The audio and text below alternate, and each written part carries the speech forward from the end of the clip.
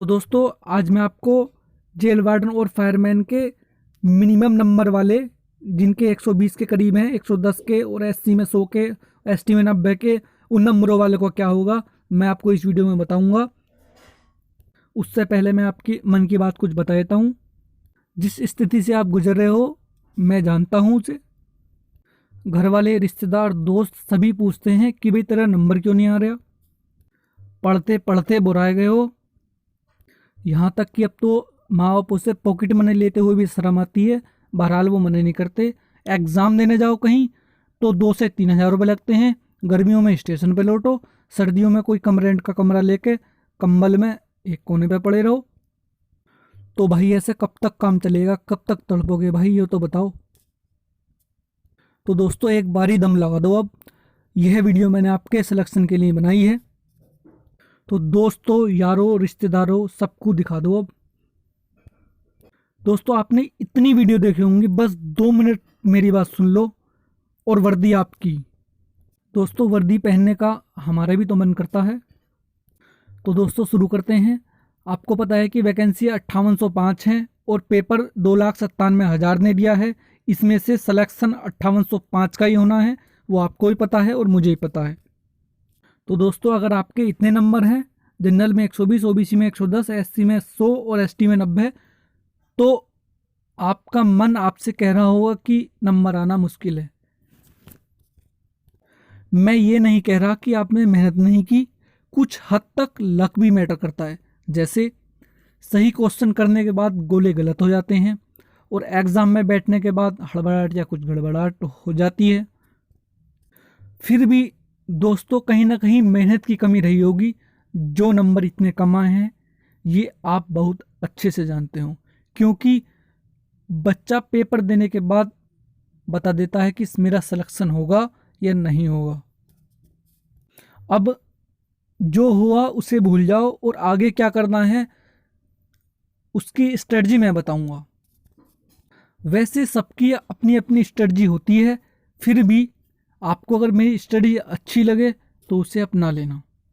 तो दोस्तों हिम्मत मत हारना, क्योंकि मैं भी कई भर्तियों में फेल हुआ और उसके बाद लगातार कई एग्ज़ाम निकाले और आज 49,568 में मैं भी सिलेक्टेड हूँ, तो मैं आपको बता सकता हूँ। तो दोस्तों एनटीपीसी के एग्ज़ाम शुरू होने वाले हैं और ग्रुप डी के उसके बाद होंगे। लेखपाल और एसआई की वैकेंसी आने वाली हैं। तो दोस्तों इन्हें मत छोड़ना, इन्हें हाथ से मत जाने देना।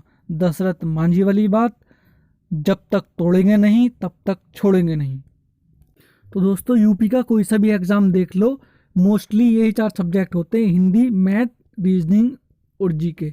इंग्लिश को मैं नहीं कह रहा हूँ क्योंकि इंग्लिश एसएससी में आती है और कुछ यूपी के एग्ज़ामों में भी आती है। मोस्टली यही 4 सब्जेक्ट होते हैं। कुछ भाई कहते हैं हाँ भाई मुझे बोरियत होती है पढ़ते हुए, तो देख सकते हैं कि अपने माँ बापों की तरफ देखो कितनी मेहनत करते हैं। ठीक है, तो दोस्तों आपने एग्ज़ाम दिया है तो इन आप इन सभी सब्जेक्टों को पढ़े हुए तो होगे 100%। बस रिवीजन की ज़रूरत है आपको बस अब, और प्रैक्टिस की ज़रूरत है।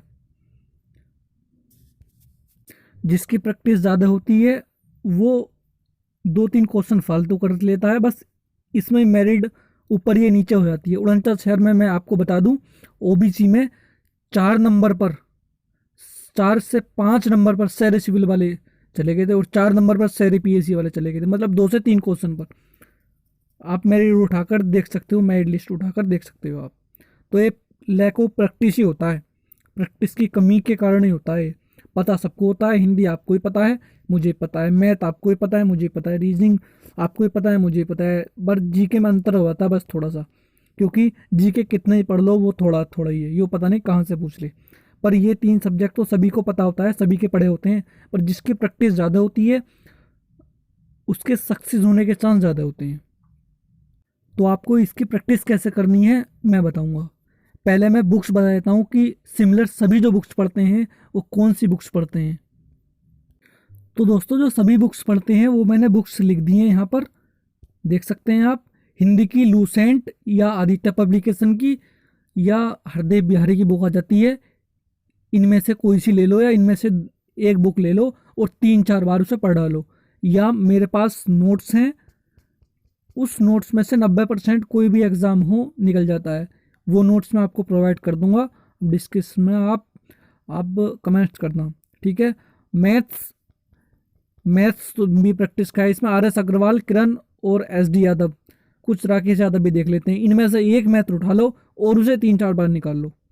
आपको 10 किताबें 10 बार पढ़ने की ज़रूरत नहीं है, एक किताब 10 बार आपको पढ़ने की ज़रूरत है बस। रीजनिंग की मैं आपको बात बता देता हूँ। RS अग्रवाल की ये आती है एक मास्टर रीजनिंग की मोटी बुक आती है। रीजनिंग तो वैसे प्रैक्टिस की है, जितनी प्रैक्टिस करोगे, रोज एक प्रैक्टिस सेट निकालो तुम, कोई सा भी पेपर दे लियो, 50 में से 45 प्लस ही आएंगे आपके, या 25 में से 22-23 तो कर ही दोगे आराम से, अगर रोज एक प्रैक्टिस सेट रीजनिंग का लगाओगे तो। नहीं तो RS अग्रवाल की मास्टर रीजनिंग के नाम से आती है एक बुक, काफ़ी मोटी बुक है वो। पूरे भारत में जितने एग्जाम होते हैं 90% इस बुक में से आता है, इससे बाहर नहीं जाता। काफ़ी मोटी बुक है, आप उसे पढ़ भी नहीं पाओगे, ठीक है। तो इससे बेहतर है कि एक प्रैक्टिस सेट आप रोज़ लगाओ रीजनिंग का, ठीक है। और मैथ्स कैसे पढ़ना है? मैथ्स ऐसे पढ़ना है, मैथ को 4 भागों में डिवाइडेड कर लो। पहले नंबर पे आधारित, जैसे संख्या पद्धति, में से ले से, दशमलव, भिन्न और सरलीकरण, जो नंबर से आधारित है वो चैप्टर एक पोर्शन में ले लो।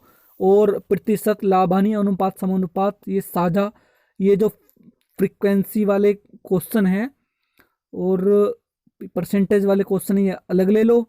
और समय और कार्य, पाइप टंकी, ये समय दूरी वाले क्वेश्चन अलग ले लो। और 3D और 2D वाले अलग ले लो। 4 पोर्शन में बांट लो इन्हें, मैथ में 4 पोर्शन बांट के, और एक एक पोर्शन रोज करते रहो, तो एक हफ्ते में 2 पोर्शन निकल जाएंगे आपके, ठीक है। ऐसा कर लिया तो मैथ का एक क्वेश्चन आपका बाहर नहीं जाने का। रीजनिंग का मैंने प्रैक्टिस सेट बता ही दिया आपको रोज। और हिंदी में आपको ऐसा करना है। हिंदी में आपके साहित्य बहुत आया था, ठीक है। तो साहित्य की मेरे पास टोटल PDF पड़ी है, उसमें से बाहर नहीं गया एक क्वेश्चन भी, वो मैं आपको प्रोवाइड करा दूंगा। वैसे इसमें जो जो हिंदी की जो वोकैब है वो डेली देखना आप, ठीक है। और अब आते हैं GS पे। तो GS में करंट अफेयर की रोज एक वीडियो देख लेना। मैं भी ये सीरीज़ अपने YouTube पर स्टार्ट करूँगा, अब नहीं, कुछ समय बाद। पहले तो मैं हिंदी की टोटल वीडियो बनाऊँगा अपने नोट्स के आधार पर, ठीक है। उसके बाद GS का नंबर है, पूरे लूसेंट के में नोट्स बने हुए हैं, वो मैं आपको डालूँगा। तो चैनल आप सब्सक्राइब कर लेना, ठीक है। तो GK में हर कोई लूसेंट पढ़ता है और घटना चक्र पढ़ता है। करंट अफेयर तो डेली का हो गया। लूसेंट से पढ़ो और घटना चक्र से ऑब्जेक्टिव लगाओ, या धनखड़ की एक किताब आती है वो देख लेना। घटना चक्र में जैसे एक क्वेश्चन दिया है, उसके नीचे बॉक्स में एक्सप्लेनेशन दिया होगा, वो एक्सप्लेनेशन जरूर देख लेना, वो वेरी इंपॉर्टेंट है। तो इससे आपके मैक्सिमम क्वेश्चन इसमें से फंस जाएंगे।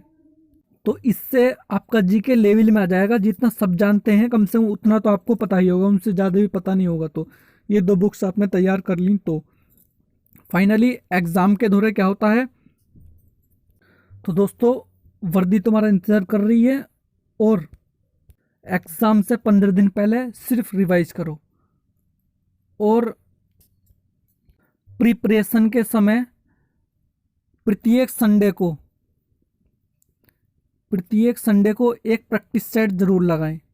ये अगर आपने आदत बना ली है प्रैक्टिस सेट की, हर हफ्ते एक प्रैक्टिस सेट आपको ज़रूर लगाना है। अगर ये आपने कर लिया तो योगी जी भी आपको नौकरी देने से नहीं रोक सकते, ठीक है। आप करते क्या हो, 2-3 दिन तो पढ़ते हो, फिर उसके बाद जुनून ठंडा, वहीं मामला ख़राब हो जाता है। यही असफलता का कारण है। तो दोस्तों आशा है ये मेरी बात आपको समझ में आ गई होगी। इसे अप्लाई करने से फ़ायदा ही होगा, नुकसान नहीं होगा। तो दोस्तों मैं अपने YouTube चैनल पर सारे हिंदी और GK, कुछ मैथ्स के भी वीडियोस बनाऊंगा, और डेली एक करंट अफेयर की वीडियो डाले करूंगा। अब नहीं, करीब 1 महीना बाद आज से, ठीक है। तो इस चैनल को सब्सक्राइब कर लें और बेल आइकन को भी प्रेस कर दें, ताकि नोटिफिकेशन आपको मिलता रहे। तो कमेंट्स करके ज़रूर बताना कि ये वीडियो आपको कैसी लगी। धन्यवाद।